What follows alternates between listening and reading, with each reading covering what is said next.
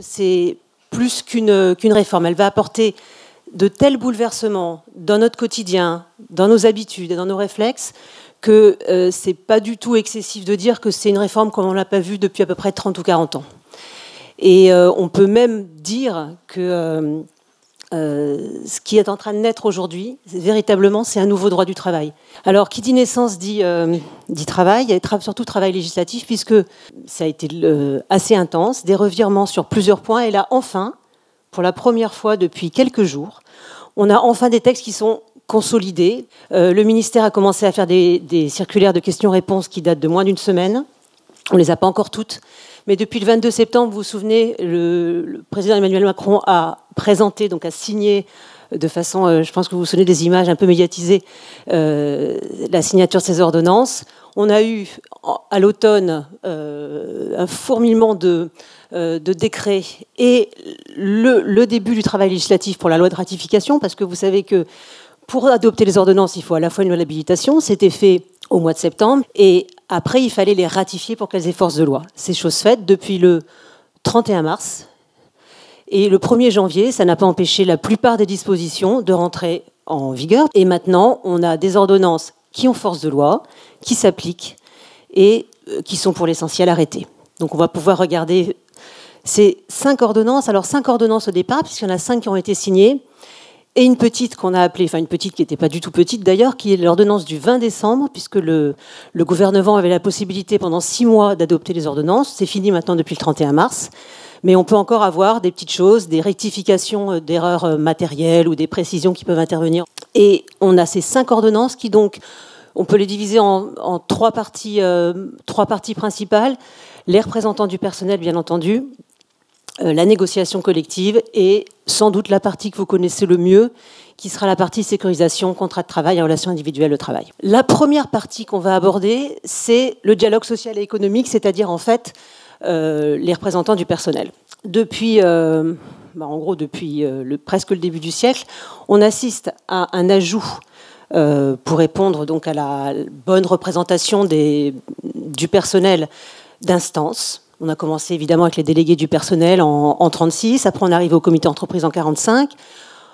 En 82, on a eu le CHSCT, donc ces instances se sont ajoutées les unes après les autres et on leur a donné de plus en plus de pouvoir. On a abaissé les seuils petit à petit en fonction des différents gouvernements et on s'est aperçu que ça devenait un peu trop complexe. Donc depuis 93, on assiste un peu, non pas à un retour en arrière, mais on a essayé d'aider les entreprises à mieux gérer ces instances.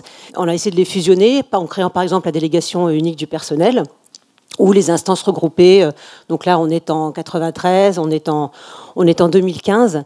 Mais là, aujourd'hui, c'est un pas de géant qu'on va faire, puisque le futur maintenant, c'est que ça va être ça. Ça va être plus de délégués du personnel, ça va être plus de comité d'entreprise, ça va être plus de CHSCT, ça va être une seule instance unique pour toutes les entreprises, quelle que soit leur taille, à partir de 11, parce que les seuils n'ont bien évidemment pas changé, qui va être le comité social et économique. Mais il va donc y avoir des petites nuances qui vont évidemment rappeler les anciennes instances, puisqu'elles s'appelleront CSE de 11 à 49, mais ça ressemblera beaucoup, vous en doutez, en termes d'attribution, de pouvoir et de fonctionnement, aux délégués du personnel. Enfin, à partir de 50, ça va beaucoup ressembler à un comité d'entreprise. Et à partir de 300, qui est, vous savez, en droit du travail, un seuil aussi important que le seuil de 50, ça va être le CSE aussi, toujours la même dénomination, mais avec une commission santé, sécurité, conditions de travail. Il y a une sorte de vent de panique chez les syndicats et chez certaines personnes qui pensent que, du coup, comme on a le CSSCT à partir de 300, tout le monde pense qu'il n'y a plus de CHSCT en dessous de 300. Alors, c'est évidemment pas du tout le cas, puisque les pouvoirs du CHSCT, ils sont évidemment à partir de 50 personnes, mais plus de pouvoirs à partir de 300 en matière de santé, de sécurité et conditions de travail, qui est l'un des axes importants de ce quinquennat. Donc, les seuils, je vous l'ai dit, n'ont pas changé. On est toujours à 11 pour mettre en place un CSE, donc de 0 à 10, on n'a pas d'instance obligatoire. Et à partir de 50, on a ce qu'on appelle le CSE de plein exercice, c'est-à-dire en substance le pouvoir du comité d'entreprise et du CHSCT.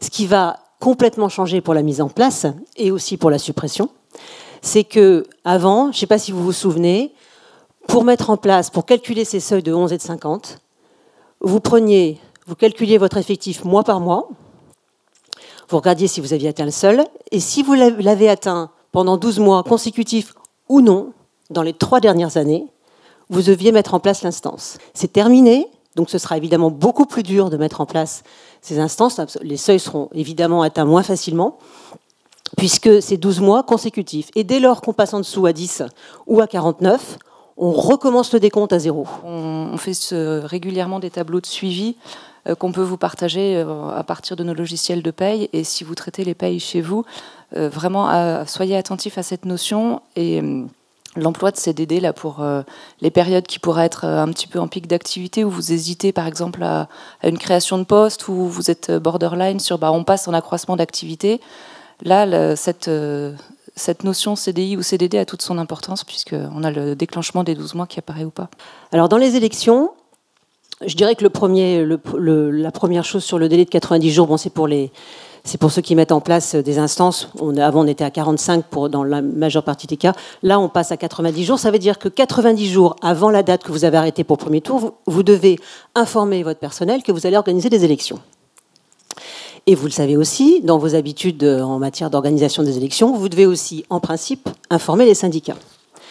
Dans les plus petites entreprises, celles qui n'ont pas de délégué syndical et qui n'ont même pas encore forcément d'instance représentative, informer les syndicats que vous allez envoyer une lettre recommandée aux syndicats, parce qu'il y a 15 ans, on faisait des affiches un peu cachées dans un coin en disant on vous a invité, oui, c'était derrière le panneau, pas du tout.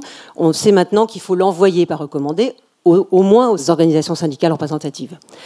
Alors, ce qui est vraiment nouveau, c'est qu'aujourd'hui, vous informez votre personnel, vous fixez votre premier tour dans les 90 jours. Si au bout de 30 jours, aucun personnel ne s'est manifesté pour se porter candidat, vous n'êtes plus obligé, dans les plus petites entreprises de 11 à 20, d'informer les syndicats. Alors, on s'est posé la question, OK, on n'informe plus les syndicats, ça veut dire quoi? Ce que le ministère nous dit, ce qui est quand même assez surprenant, c'est que si vous n'avez pas de candidat dans les 30 jours, ça s'arrête tout de suite. C'est-à-dire que vous n'organisez plus d'élection, vous dressez immédiatement un procès-verbal de carence. Alors, les circulaires administratives en droit du travail, elles ne sont pas forcément une force exemplaire. Voilà aujourd'hui ce que nous dit le ministère. On verra comment ça se passe en pratique. Mais aujourd'hui, on pourrait arrêter au bout de 30 jours, à 2 mois du premier tour en fait, le processus de mise en place des instances représentatives, du CSE. Donc ça, c'est une vraie nouveauté pour les plus petites entreprises. Comment on prévient les salariés que si personne se manifeste dans les 30 premiers jours, tout s'arrête? Parce que là, pour l'instant, Je vois pas bien comment on va pouvoir s'en dispenser. On va avoir en fait des circulaires explicatives hyper bien faites, hyper pédagogiques, sous forme de questions-réponses. On a déjà eu 2. Sur le CSE précisément, et puis sur la rupture conventionnelle collective. Et effectivement, là-dessus, on n'a pas d'informations. Je ne vois pas comment on va pouvoir se dispenser d'informer des conséquences assez drastiques, parce que le personnel qui pense que c'est dans 3 mois, il se dit j'ai largement le temps de manifester. Et effectivement, en général, on arrête la date limite de dépôt des candidatures à quelques jours des tours de scrutin. Là, c'est 2 mois avant. Donc effectivement, c'est une question qui reste ouverte. On verra si... A priori, moi, je le mettrai dans le... Je le mettrai, si on s'oriente, si on veut pouvoir appliquer ce PV de carence immédiat, je pense qu'il faut prévenir le personnel.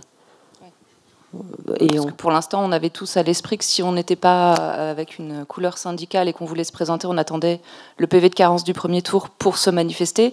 Mais là, du coup, il y a quand même une bonne révolution dans le... Oui, ça fait donc 2 mois et 15 jours. Il y a eu des allées-venues entre les sénateurs et les députés, et le texte a évolué. Et là, sur ce point-là, sur les élections partielles, c'est une décision qui a été prise, en fait, une interprétation qui a été prise par la loi de ratification. Vous savez que vous êtes tenu d'organiser des élections partielles quand vous n'avez plus de collège représenté, ou lorsque le nombre de titulaires de vos représentants est réduit de moitié au moins.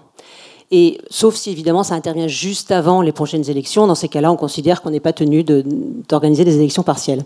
Alors, quand on met ça en lumière avec la représentation équilibrée des hommes et des femmes qui existe maintenant depuis quelques mois pour les élections professionnelles, vous savez qu'on demande donc aux listes de candidats de faire en sorte que leur liste reflète un petit peu la parité homme-femme dans leur collège. Donc, vous n'avez que des hommes. Vous avez à moitié homme, moitié femme, vous ne vous retrouvez pas avec une liste électorale avec que des femmes, par exemple. Donc ça, c'est une responsabilité, je dirais, syndicale.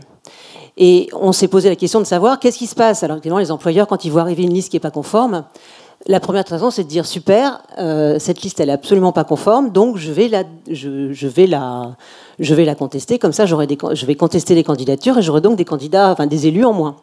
Maintenant, même dans ce cas-là, si vous avez une liste électorale qui est un candidat, une liste qui est irrégulière et des candidats dont la désignation dans l'élection est annulée, donc en justice, hein, bien sûr, ça se passe en justice, tout ça, eh bien dans ces cas-là, l'employeur se retrouve avec l'obligation de réorganiser des élections partielles, si jamais on se retrouve dans un des deux premiers cas, le premièrement ou le deuxièmement. Donc peut-être que ça va sans doute geler un peu les velléités des employeurs. Et enfin, et ça je dirais que c'est le deuxième apport qui va peut-être plus concerner les plus grosses entreprises, puisqu'elles ne sont applicables qu'à partir de 50 personnes, un effectif de 50, c'est que avant il y avait, vous le savez, un peu des rentes de situation, il y avait des candidats qui en faisaient quasiment un métier, des élus qui restaient dans l'entreprise pendant des années, voire des dizaines d'années, qui allaient d'un mandat à l'autre, désignés délégués syndicales, puis après délégués du personnel. Alors là, on limite aujourd'hui dans les grandes entreprises de 50, on va limiter le nombre de mandats successifs. Donc ça veut dire 3 mandats, 4e élection, il ne pourra plus se présenter. Dans les entreprises en dessous de 50, ça ne sera pas applicable. Mais ce sera applicable à partir des autres, et on pourra toujours, évidemment, ça fera partie pour le coup d'une vraie négociation, parce qu'on sait que les PAP, le protocole d'accord préélectoral, il ne donne pas lieu véritablement à des négociations, il n'y a pas grand-chose à négocier. Ça, typiquement, c'est quelque chose auquel vous allez être confrontés. On attend encore des décrets sur ce point, donc on ne sait pas exactement comment ça va être. Bon, sans doute quand même maintenant de façon assez précise.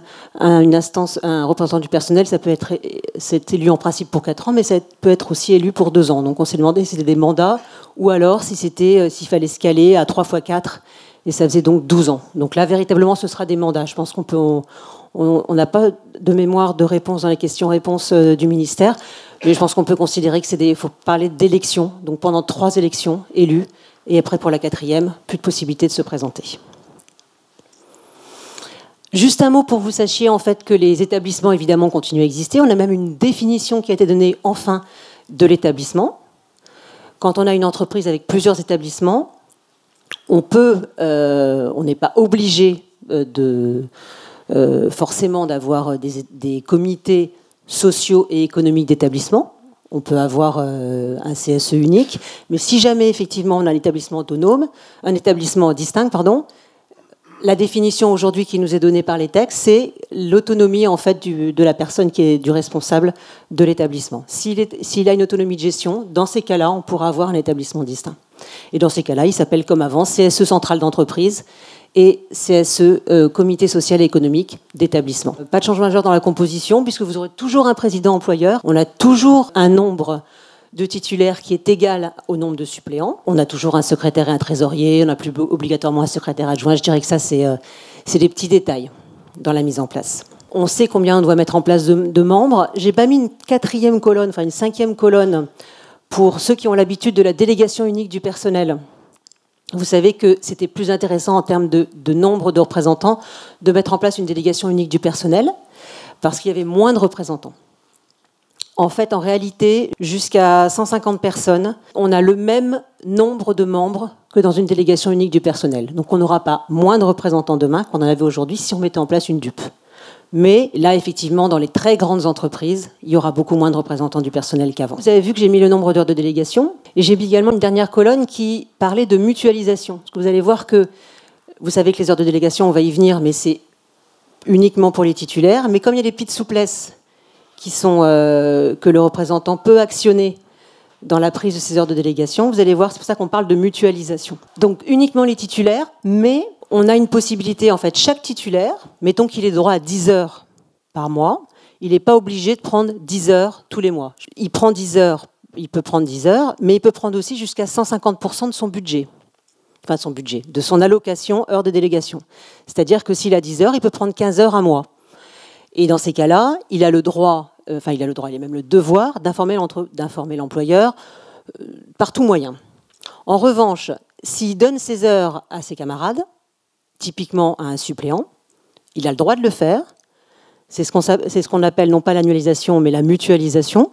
Dans ces cas-là, il dit voilà, je le donne à telle personne, toujours dans la limite de 150%, mais dans ce cas-là, il faut qu'ils préviennent l'employeur par écrit dans les 8 jours. Je vous rappelle également comment on décompte les heures de délégation. Évidemment, les heures consacrées à la réunion, toutes les réunions avec l'entreprise, avec l'employeur, ne sont pas décomptées du crédit d'heure. Donc vous avez 10 heures, plus toutes les heures que vous passez en réunion avec l'employeur. Pour les grandes entreprises, parce que dans les grandes entreprises, on a des réunions qui peuvent durer 2 jours, avec 35 personnes monopolisées pour l'occasion. Donc dans ces cas-là, on a essayé de fixer des limites. Ce n'est pas applicable en dessous de 300, ces limites. Donc, mais en général, ça reste relativement raisonnable, le temps passé à la réunion dans les entreprises de moins de 300. Mais au-dessus de 300, sachez-le quand même, on limite à 30 heures par an et à 60 heures par an en fonction de l'effectif de l'entreprise, pour éviter que ça génère des réunions sans aucune limite de temps. Et pourquoi je vous ai mis que devait être décompté ou déduit du crédit d'heure le temps passé aux réunions préparatoires, parce que préparatoire ou interne, parce qu'il arrive assez souvent que les représentants du personnel fassent une petite réunion juste avant celle avec l'employeur pour préparer un peu leur intervention et puis les sujets sur lesquels ils sont consultés ou informés. Parce que pendant un moment, à l'automne 2017, on s'est retrouvé avec un texte qui disait que les réunions préparatoires ne seraient pas non plus décomptées du crédit d'heure. Donc je vous en parle parce que si vous voyez un texte ou un article qui parle de ça en disant « oh là là, comment on va faire pour gérer ?», c'est plus le cas. Donc on est revenu à la situation antérieure qui était que les réunions préparatoires ne seront décomptées du crédit d'heure. Ils ont le droit d'en faire, mais elles rentrent dans leur crédit d'heure. Il faut qu'elles soient déduites. Rien de majeur, puisqu'on reste exactement aux mêmes règles antérieures. On sera toujours à des réunions mensuelles en dessous de 50. On sera toujours à des réunions tous les 2 mois, c'est-à-dire en fait 6 par an, de 50 à 299. Et on repasse aux réunions mensuelles, c'est déjà le cas, au-dessus de 300 salariés. Dans les 50-299, il faut qu'il y ait au moins 4 réunions sur les thématiques de santé, sécurité et conditions de travail. Mais là, bien entendu, ce n'est pas forcément une réunion uniquement consacrée à la santé-sécurité. C'est que ces réunions doivent aborder la thématique d'hygiène et de sécurité au moins 4 fois par an. Suivi des heures de réunions préparatoires ou de réunions avec la direction, tout ça, bien sûr, on ne peut pas le faire figurer sur le bulletin de paye. Donc toutes les maquettes qui affichent des compteurs, tous les compteurs possibles et inimaginables, on ne pourra jamais intégrer un décompte au titre du mandat social. Ce sera toujours soit par un outil de gestion du temps que vous avez, il y a un code qui permet d'identifier ça, soit sur un suivi Excel que vous auriez mis en place ou que vous mettriez en place dans les mois à venir. En tout cas, ça fait partie des mentions interdites, tout ce qui est relatif à l'activité des représentants du personnel ou l'activité syndicale. Vous n'aurez désormais, quand vous aurez mis en place le CSE, vous n'aurez plus que des titulaires présents. Alors, c'est assez gigantesque, parce que c'est une bonne chose dans les très grandes entreprises, parce qu'effectivement, comme je vous l'ai dit, on se retrouve avec des comités d'entreprise, des comités centraux de 30, 40 personnes, avec des personnes qui ne votent pas, les suppléants, puisqu'elles elles ne participent pas au vote. En revanche, dans les petites entreprises, c'est peut-être la seule remarque la seule réserve que j'émettrai, parce que en réalité, ça va être assez compliqué à suivre, parce que pour des suppléants, quand vous avez par exemple 1 plus 1, vous n'aurez qu'un représentant un titulaire, un suppléant, ça veut dire que vous êtes évidemment tenu d'informer votre suppléant de l'existence de ces réunions, de leur envoyer la convocation. Je pense que ça n'a pas été dit clairement, mais ça me paraît une évidence. Donc vous les convoquez, vous les informez, mais ils ne peuvent pas venir aux réunions.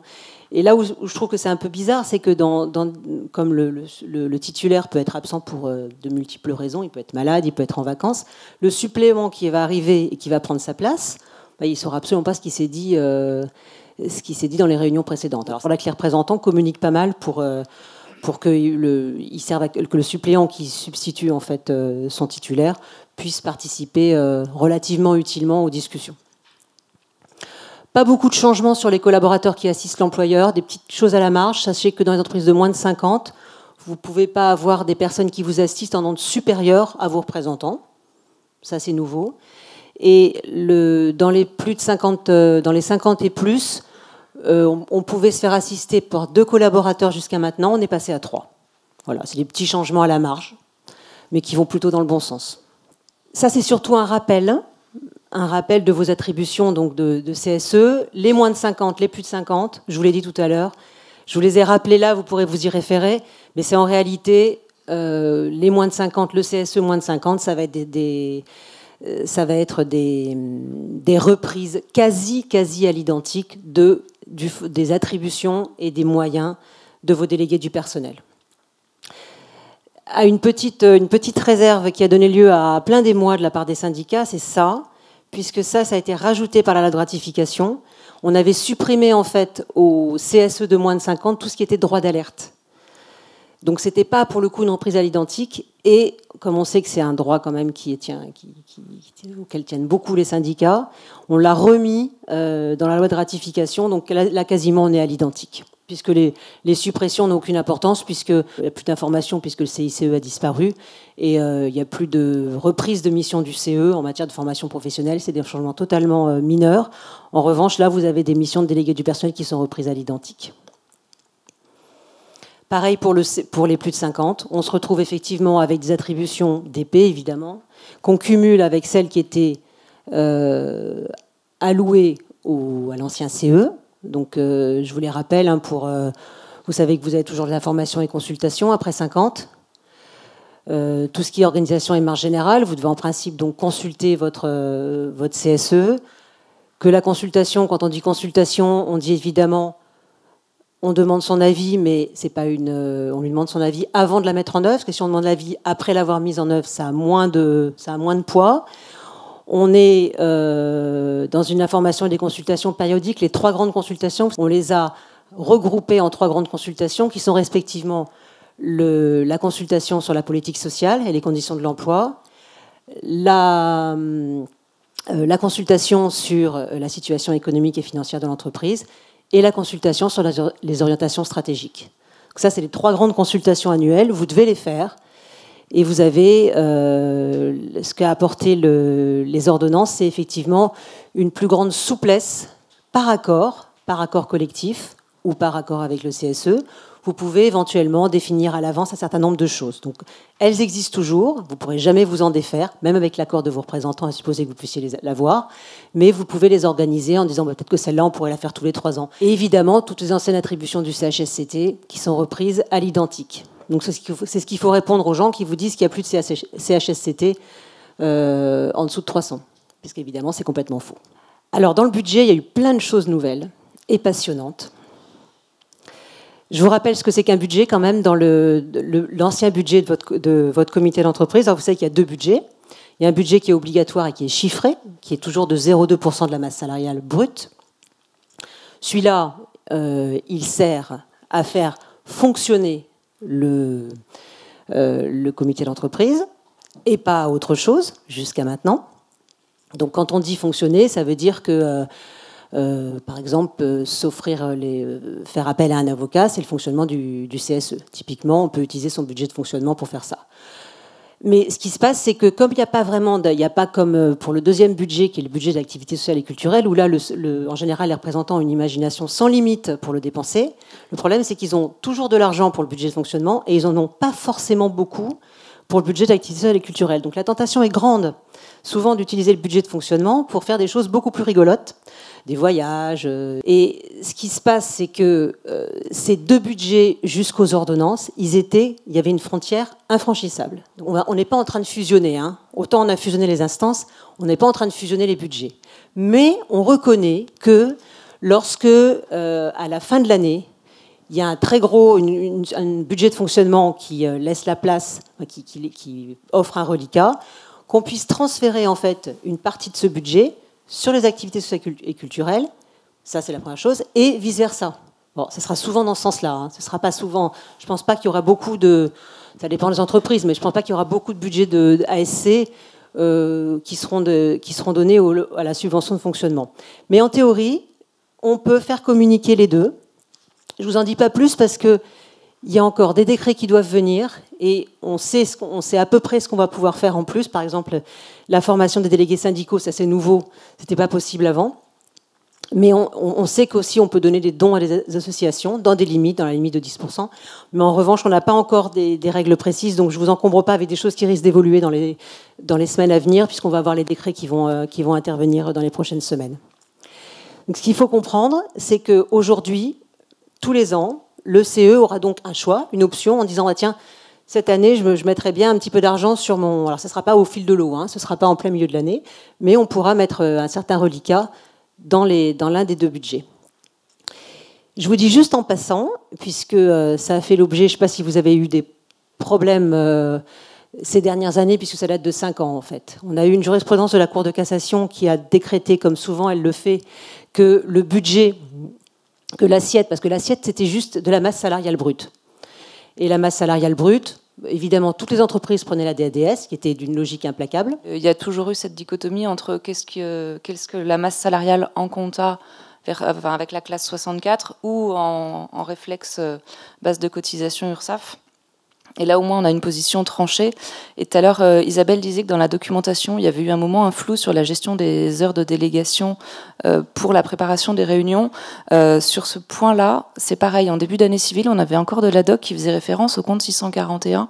Donc là aussi, vigilance, quand vous consultez ce qui est disponible en ligne, prenez bien les dernières versions. Alors, ce qui est très amusant, c'est que la Cour de cassation, dans sa grande sagesse, a anticipé en fait le changement législatif. C'est-à-dire que dès le 7 février, elle a dit OK, ça fait 5 ans qu'elle nous envoie des comptes 641 à peu près tous les 6 mois.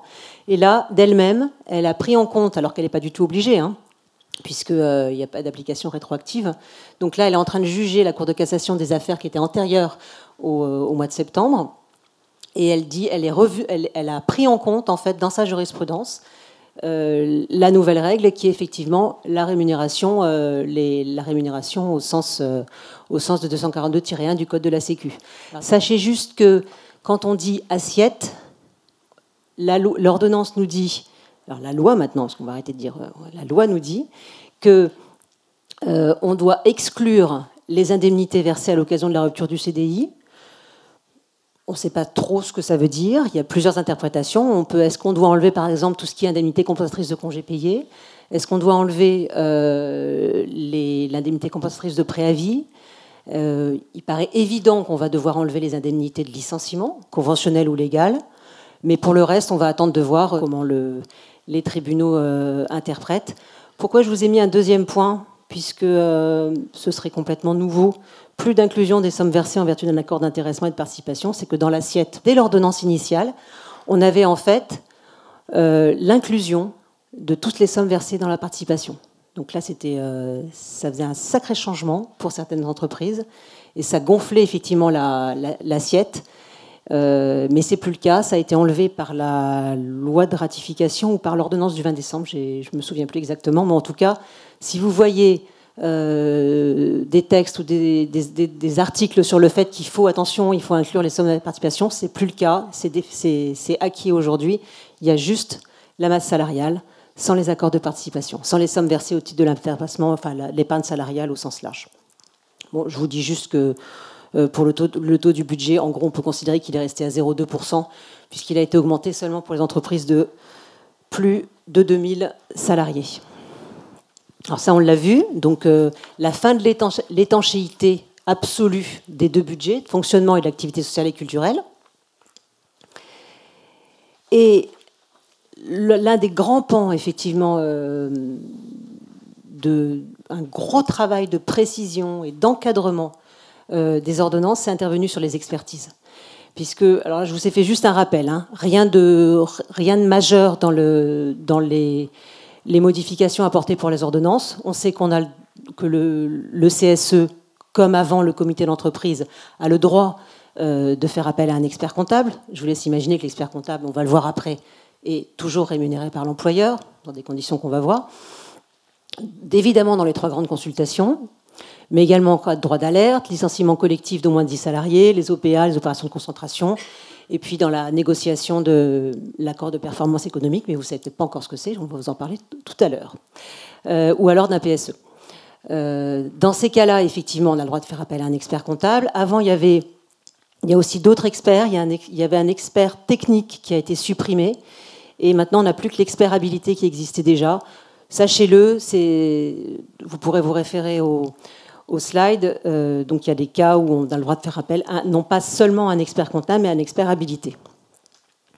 Et là, effectivement, ce qui est enfin fixé, donc ça, c'est un petit schéma qu'on a fait pour vous dire un peu, voilà comment doit se passer une procédure type. C'est pas vrai dans tous les cas d'expertise, mais c'est au moins pour vous donner une idée. Parce qu'avant, l'expert a été désigné, il demandait au fil de l'eau des documents, et ça n'en finissait jamais, en réalité.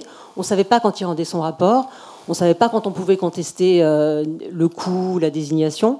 Là, aujourd'hui, on a un schéma type. On sait qu'à partir de la désignation de l'expert, donc en réunion, c'est toujours en réunion que ça se passe, l'expert ou l'expert comptable a 3 jours pour demander à l'employeur les informations ou la documentation qui lui est nécessaire pour établir un rapport. On a 5 jours pour lui répondre et l'expert est censé remettre et 10 jours aussi pour donner le coût prévisionnel. Et on sait que l'expert doit rendre, dans le cas habituel, son rapport 15 jours avant le jour au fait où le CSE doit rendre son avis, pour qu'il ait le temps de l'étudier et qu'il ait effectivement toutes les informations qui lui manquaient pour rendre son avis. Donc, c'est quand même une bonne chose. Qu'est-ce qu'on peut contester dans une expertise? On peut contester la désignation, en disant « moi je considère que vous ne rentrez pas dans un cas d'expertise ». Souvent, vous contestez le coût, c'est souvent trop cher. Et vous pouvez contester également la durée et l'étendue, parce qu'évidemment, la durée et l'étendue a un impact direct sur le coût. Dans ces cas-là, partez du principe, et retenez-le, que vous avez 10 jours pour contester devant le TGI, devant le tribunal de grande instance, vous avez 10 jours pour contester une expertise. Donc, dès que vous êtes informé de la désignation, vous avez 10 jours pour contester la désignation. Dès que vous êtes informé du coût ou de l'étendue ou de la durée, vous avez 10 jours pour contester ce coût prévisionnel. Et à partir du moment où vous avez le coût final, vous avez également 10 jours. Donc, c'est quelque chose qui est nouveau, puisque ça existait dans certaines expertises, mais pour le reste, on était un peu dans le flou. Donc les ordonnances ont vraiment donné un cadre précis et clair. Tant qu'on n'a pas une décision de justice, de toute façon, il n'y aura aucun moyen d'arrêter l'expertise si elle a été lancée par le CSE. Ouais. Donc là, c'est comme avec la DSN, l'histoire des 5 jours. Dès qu'on voit arriver le courrier de l'expert comptable qui accompagne vos représentants du personnel, il faut le communiquer le plus rapidement possible à votre équipe RH ou à votre cabinet comptable préféré pour qu'on puisse vous accompagner et regrouper toutes les pièces. Qui va payer cette expertise? Alors, je vous rassure tout de suite, dans beaucoup de cas, c'est à 100% pour l'employeur. Dans beaucoup de cas, c'est-à-dire dans 2 consultations annuelles sur 3, licenciement collectif, évidemment, ou risque grave constaté dans l'entreprise. Comme il y a eu certains abus dans les coûts, parce que c'est pas rare de voir une expertise à 200 ou 300 000 euros. Ça peut arriver dans certaines entreprises. Et après, ça devient un peu une habitude tous les ans, ou en tout cas pour les consultations annuelles. On a voulu un peu responsabiliser le comité d'entreprise.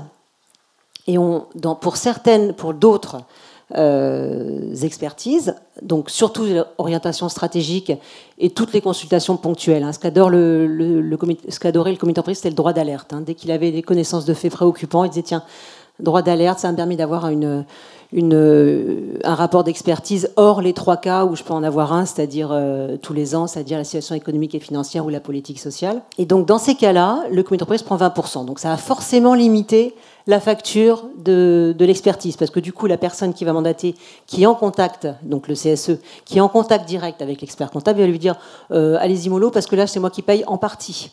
Donc forcément, vous allez bénéficier de la négociation du CSE pour les 80% restants, c'est-à-dire vous. Alors, pour pas que cette prise en charge par le CSE arrive quand même à des cas inacceptable pour le législateur, c'est-à-dire qu'il dirait j'ai pas les 20%, donc je laisse tomber mon expertise. Si effectivement il a passé 20%, devinez, c'est vous qui le prenez en charge à 100%. Mais il suffit pas que le budget de fonctionnement CSE soit insuffisant. Il faut aussi que le CSE n'ait pas joué un peu trop avec des transferts, comme on l'a vu tout à l'heure, transfert de budget de subvention de fonctionnement vers la subvention ASC. Donc si effectivement dans les 3 dernières années, c'est long 3 ans, hein, il a pris un petit peu de son budget de fonctionnement pour en mettre un peu pour s'amuser avec l'ASC, là, il n'y aura plus de prise en charge à 100% de l'employeur. On restera à 80-20. Et donc peut-être qu'il y a des expertises qui vont avorter à cause de ça. Et ça ne suffit pas. Non seulement on va regarder dans les 3 dernières années pour voir si on peut prendre en charge à 100%, mais il y aura également une interdiction d'utiliser la subvention de fonctionnement pour la mettre dans l'ASC dans les 3 années suivantes. Donc pendant 6 ans, le CSE sera un peu limité dans ses velléités de transfert. Donc c'est assez équilibré en fait comme système. Sachez qu'il y a 2 nouvelles instances. Donc si vous entendez parler de conseil d'entreprise, ça existe. C'est pas une erreur. Et les représentants de proximité, ça existe aussi. Mais tout ça, c'est facultatif dans la mesure où ça doit donner lieu à un accord collectif majoritaire, ou alors un accord avec votre CSE si vous n'avez pas de délégués syndicaux. Sachez juste que le conseil d'entreprise, ce n'est pas une instance qui s'ajoute, parce que vous allez me dire on a fait une belle fusion et on en rajoute d'autres. Non, c'est le nouveau nom du CSE quand on décide de mettre en place ce conseil. Et ce conseil, ça donne quoi? C'est-à-dire qu'en fait, vous avez un CSE avec toutes les prérogatives des délégués syndicaux. Je ne sais pas si vous me suivez. Ça devient un conseil d'entreprise. Et pour ça, il faut que vous signez un accord avec qui, devinez, avec vos délégués syndicaux, qui vont donc se dessaisir de leur pouvoir de négociation. C'est possible, hein. Ça peut être... parce que ce qu'ils vont avoir de plus, en fait, c'est pour ça qu'on a parlé un peu un pas vers ce que je vous ai dit juste avant, là, un pas vers la codécision à la française, c'est que dans les accords, dans les attributions, dans les pouvoirs, dans les prérogatives de ce conseil d'entreprise, il faudra qu'il y ait des sujets où l'avis du CSE soit bloquant. Vous savez que les avis du CSE ou du comité d'entreprise ne sont jamais bloquants, enfin rarement. Ils sont simplement consultatifs. Donc on consulte notre comité d'entreprise, on lui demande son avis, il dit favorable, super, défavorable, c'est pas grave, on continue à avancer. Mais il faut au moins cet avis. Là, on aura des sujets qui comprendront au moins la formation où l'avis devra être conforme. Et donc, c'est pour ça qu'on parle de codécision, et c'est quelque chose d'assez nouveau. On verra effectivement avec le recul s'il y a des entreprises qui l'ont mis en place, et surtout des délégués syndicaux qui sont dessaisis. Parce que, bien qu'ils n'aient plus de pouvoir de négociation, eh bien, ils resteront, en fait, alors on ne sait pas trop ce qu'ils vont faire, mais il faut évidemment voir cette négociation au sens global. Hein, si jamais les DS acceptent de mettre en place ce type d'accord, de signer ce type d'accord, c'est qu'il y aura d'autres choses qui leur seront... Mais effectivement, la place et les missions des délégués syndicaux, on sait qu'ils ne disparaissent pas, puisque le ministère nous a répondu, mais qu'ils n'ont plus de pouvoir de négociation, puisqu'ils donnent tout leur pouvoir de négociation au CSE. Alors la question, évidemment, que vous vous posez, c'est quand est-ce que vous allez devoir mettre en place votre CSE, vous qui êtes doté ou pas de délégués du personnel, de comités d'entreprise, voire non doté, régulièrement, par un procès-verbal de carence, ou alors non régulièrement, si pour l'instant, vous êtes au-dessus des seuils, mais que vous n'avez pas encore organisé d'élection. Alors les premiers et les deuxièmes cas, ils sont un peu, ils ne sont pas obsolètes, mais enfin, sachez juste que si vous aviez des mandats qui arrivaient à échéance avant le 31 décembre, ils étaient automatiquement prorogés jusqu'à la fin de l'année, et que vous aviez la possibilité de les proroger d'1 an. Alors c'est un peu tard, parce que maintenant c'est trop tard, il fallait le faire avant le 31 décembre. Mais la plupart du temps, on était dans ces 2 cas, 3e cas et 4e cas. Qu'est-ce qui se passe si vos mandats arrivent à échéance en 2018 ? Alors là, vous avez une grande souplesse qui a été apportée par les législateurs, puisque vous avez la possibilité soit d'étendre vos mandats d'1 an au plus, ou de les réduire, si ça vous arrange. Mais vous devrez forcément passer au CSE avant le 1er janvier 2020. De toute façon, au 1er janvier 2020, l'ensemble des entreprises françaises auront un CSE. Il n'y aura pas de possibilité que vous n'en ayez pas. Sauf si vous ne le faites pas. Mais vous serez dans ce cas-là dans l'irrégularité. Le 4e cas, c'est presque le même. Une avancée sur ce point, puisque c'est la loi de ratification qui apportait un tout petit peu de souplesse. Avant la loi de ratification, quand vos mandats expiraient en 2019, vous deviez mettre en place vos élections à la date d'expiration des mandats. on a voulu accorder un tout petit peu de souplesse. On a prévu une réduction, mais pas de prorogation. Donc juste une réduction pour les mandats qui se terminent en 2019. Qu'est-ce qui se passe si vous avez bien fait les choses et vous avez mis par exemple à l'été 2017, vous avez mis en place, vous avez organisé des élections professionnelles et vous avez eu un procès-verbal de carence, donc une absence de candidat. Pour les entreprises qui sont dépourvues d'IRP et qui ont un procès-verbal de carence, elles passeront, elles ont le droit de l'utiliser en fait comme c'était une élection et elles ont le droit donc de mettre en place leur CSE qu'au 1er janvier 2020. Bon, néanmoins, votre PV de carence ne durera pas 4 ans, mais au moins il durera quelques mois. Évidemment, avec un PV de carence, vous savez que si vous avez un salarié ou des syndicats qui vous demandent d'organiser des élections, vous êtes tenu de le faire. Hein. Pas dans les 6 mois du procès-verbal de carence, mais un procès-verbal de carence, ce n'est pas éternel. Donc ça dure en fait 6 mois et après, n'importe qui peut vous demander de mettre en place des élections et vous êtes tenu de le faire. Pour les mandats qui arrivent à échéance en 2020 ou après, ce sera un passage obligatoire au CSE au 1er janvier 2020. Ça veut dire qu'il faut s'y mettre avant. Hein. Ça veut dire qu'il faut commencer à s'y mettre en septembre 2019. Hein. Rappelez-vous du délai de 90 jours. Donc il ne faut pas s'inquiéter en décembre. Quoi. Ce sera trop tard.